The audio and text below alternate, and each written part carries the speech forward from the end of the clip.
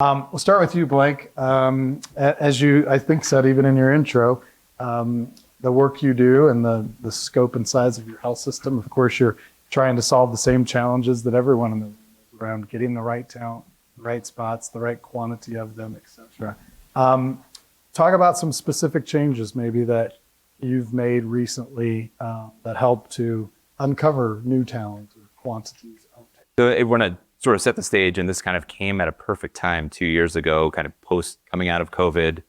2 years ago, we changed our HCM and our applicant tracking system. So we really had to look at what we were doing with our candidates. And you kind of said it like, are we doing everything that we possibly can, and putting that burden and that pain on ourselves. And we knew that we were behind in that battle. And it was kind of tenfold when we started to look at what was happening with the job market.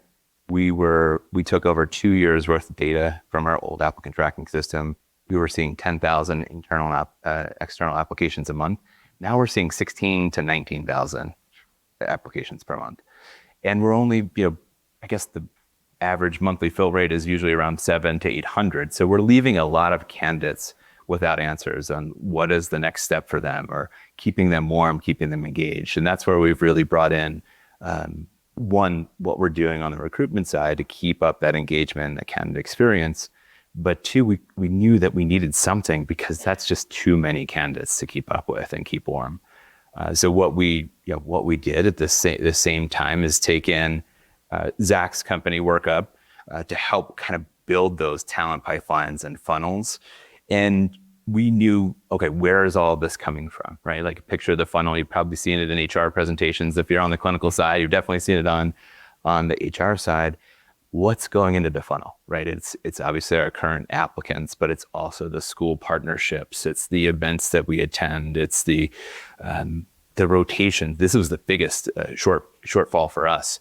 The clinical rotations, thousands of kids that are coming through, or students that are coming through every year, and we're not engaging that. We weren't compiling that information anywhere. Now we're putting that all into a central, talent pool, so we can at least say, okay, did you go into New York City, work for 3 to 5 years, and now you're ready to come back to New Jersey and start a family, and here's a great, teaching magnet institution, several magnet institutions that you could come to.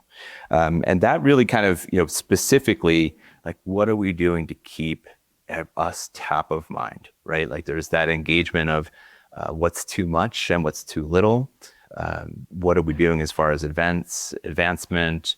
Where are we building, expanding programs? So we're trying to mix all of that in and utilizing a software or AI to really finalize that and keep that going and churning, and where we know that funnel needs to be touched sometimes, once a month, for those that are just waiting on responses for their applications. And sometimes it's, every couple of years. That is a long-term play as well. Yeah, that's great. And what I love about what I'm hearing you talk about is that when we can find answers to our questions or solutions to our problems, maybe a better way, already sitting there, that we just don't have the ability to digest and to learn from and pull out of.